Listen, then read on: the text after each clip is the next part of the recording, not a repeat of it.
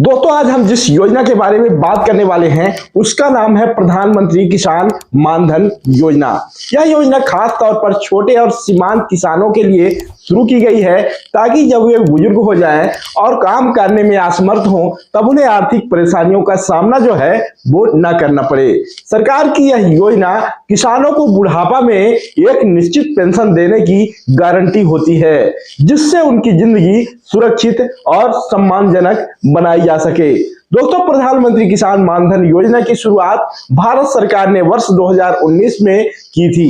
इस योजना का मुख्य उद्देश्य ऐसे किसानों को लाभ पहुंचाना है जिनके पास 2 हेक्टेयर या उससे कम जमीन है।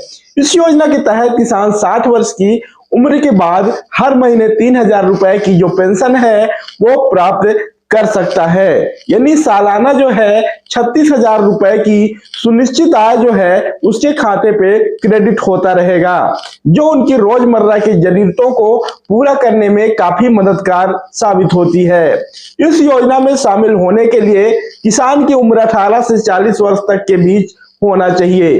जितनी कम उम्र में किसान इस योजना में नाम जुड़वाता है उतने ही कम उसे हर महीने में पैसा जमा करने का जरूरत पड़ता है। उदाहरण के तौर पर अगर कोई भी किसान 18 साल की उम्र में इस योजना से अपना नाम जुड़वाता है और पंजीयन करवा लेता है तो उसे हर महीने सिर्फ 55 रुपए जमा करने होते हैं। वहीं अगर कोई भी किसान 40 साल की उम्र में अपना नाम को पंजीयन करवाता है तो उसे हर महीने तकरीबन 200 रुपए तक जमा करने पड़ सकते हैं। यह राशि बहुत ज्यादा नहीं है और लगभग हर किसान इसे आसानी से अफोर्ड कर सकता है। इस योजना की सबसे खास बात यह है इसमें किसान जितनी राशि जमा करता रहता है उतनी ही राशि भारत सरकार भी उसके खाते में जमा करती है, यानी यह योजना पूरी तरीके से सरकार के द्वारा समर्थित योजना है। किसान द्वारा जमा की गई राशि और सरकार की तरफ से दी गई राशि दोनों को मिलाकर के एक पेंशन का फंड तैयार होता है, जिससे आगे चल करके किसान जैसे ही 60 साल की उम्र को पार करता है या 60 साल की उम्र में जाता है उसे पेंशन के रूप में देना स्टार्ट कर देते हैं। प्रधानमंत्री किसान मानधन योजना में आवेदन करना बहुत ही आसान है। किसान अपने नजदीकी कॉमन सर्विस सेंटर यानी CSC सेंटर पर जाकर के इस योजना के लिए रजिस्ट्रेशन करवा सकता है। वहां पर उन्हें अपना आधार कार्ड, बैंक पासबुक और मोबाइल नंबर लेकर के जाना पड़ता है।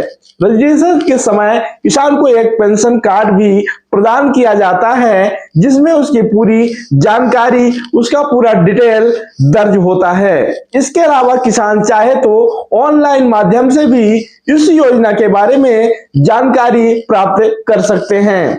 जब किसान इस योजना में रजिस्ट्रेशन हो जाता है तो हर महीने उसके बैंक खाते से तय राशि जो है ऑटोमेटिक डेबिट के माध्यम से कट जाती है। इससे किसान को हर महीने अलग से पैसा जमा कराने की झंझट नहीं रहती है।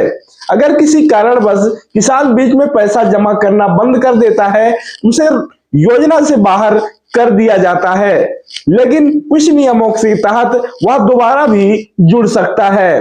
इस योजना में एक और महत्वपूर्ण सुविधा यह है कि अगर किसी भी व्यक्ति को किसी कारणवश किसान की मृत्यु अगर हो जाती है तो उसके पत्नी या पति को इस पेंशन का जो 50% हिस्सा होता है वो पारिवारिक पेंशन के रूप में दिया जाता है।